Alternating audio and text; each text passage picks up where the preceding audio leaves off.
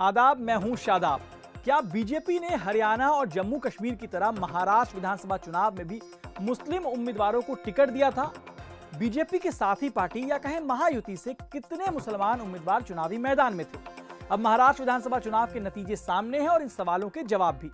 पहले तो बता दें कि बीजेपी ने एक भी मुस्लिम उम्मीदवारों को टिकट नहीं दिया था। हालांकि अजित पवार की एनसीपी और एकनाथ शिंदे की शिवसेना ने मुस्लिम उम्मीदवारों को टिकट दिया और उसमें से कई को जीत भी नसीब हुई है। महाराष्ट्र में महायुति की पार्टियों ने कुल 6 मुस्लिम उम्मीदवारों को टिकट दिया था। अजित पवार की एनसीपी से 5 और शिवसेना से 1 मुस्लिम उम्मीदवार मैदान में थे। इन 6 में से एक कैंडिडेट को महायुति का संयुक्त उम्मीदवार नहीं माना गया, बल्कि वो सिर्फ एनसीपी के उम्मीदवार थे।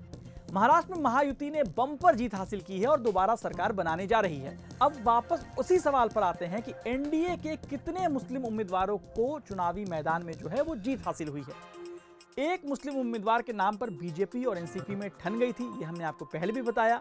अब डिटेल बताने से पहले ये जान लीजिए कि जब एनसीपी ने मानखुर्द शिवाजी सीट से पूर्व मंत्री नवाब मलिक की उम्मीदवारी का ऐलान किया था, तब बीजेपी ने नाराजगी जाहिर की थी।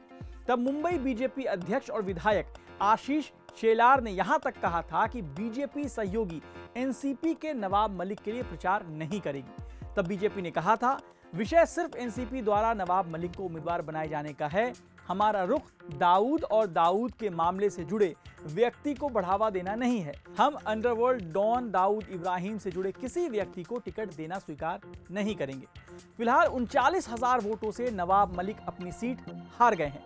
हारे ही नहीं हैं, बल्कि चौथे नंबर पर हैं। यहां समाजवादी पार्टी के अबू आजमी ने जीत दर्ज की है। हालांकि इस सीट पर एक और खास बात देखने को मिली। यहां से एकनाथ शिंदे की शिवसेना ने भी अपना उम्मीदवार उतारा था। सुरेश बुलेट पाटिल को नवाब मलिक से ज्यादा वोट मिले हैं और वो तीसरे नंबर पर है। आइए जानते हैं कि एनडीए के बाकी मुस्लिम उम्मीदवारों का क्या हुआ। अनुशक्ति नगर सीट, यहां से अजित पवार ने नवाब मलिक की बेटी सना मलिक को टिकट दिया था। सना का मुकाबला एनसीपी शरद पवार गुट के फहाद अहमद से था, जो एक्टर सौरा भास्कर के पति हैं।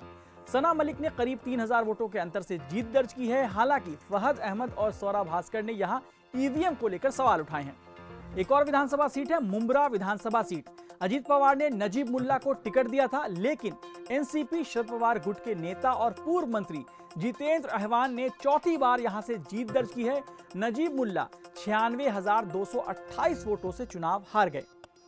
एक और सीट देखिए, कागल सीट। एनसीपी अजीत गुट ने यहां से मुशर्रफ हसन को टिकट दिया था और उन्हें जीत भी हासिल हुई है। मुशर्रफ ने एनसीपी शरद पवार गुट के घटके समरजीत सिंह विक्रम सिंह को मात दी है। अब बात करते हैं बांद्रा ईस्ट विधानसभा सीट की। एनसीपी अजित गुट ने पूर्व कांग्रेसी नेता बाबा सिद्दीकी के बेटे जीशान सिद्दीकी को टिकट दिया था। जीशान पहले इसी सीट से कांग्रेस विधायक थे, लेकिन 25 अक्टूबर 2024 को वो एनसीपी अजित गुट में शामिल हो गए थे।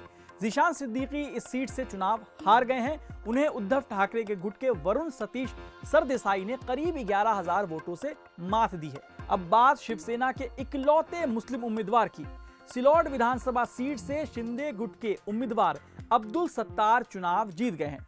शिवसेना उद्धव गुट के बांकर सुरेश पांडुरंग को उन्होंने 2420 वोटों से हराया है। सत्तार ने 2009 और 2014 में सिलोड़ विधानसभा सीट से कांग्रेस के टिकट पर चुनाव जीता था। हालांकि बाद में वो अविभाजित शिवसेना में शामिल हो गए और सेना के टिकट पर चुनाव लड़ा और विजयी हुए। पार्टी में टूट के बाद वो मुख्यमंत्री एकनाथ शिंदे के नेतृत्व वाली शिवसेना में शामिल हो गए और महायुति सरकार में कैबिनेट मंत्री बने, जिसमें बीजेपी और डिप्टी सीएम अजित पवार की एनसीपी भी शामिल है। कुल मिलाकर महाराष्ट्र में एनडीए के 6 में से 3 मुस्लिम उम्मीदवारों की जीत हुई है। तो बाकी खबरों के लिए आप देखते रहिए द क्विंट और क्विंट हिंदी।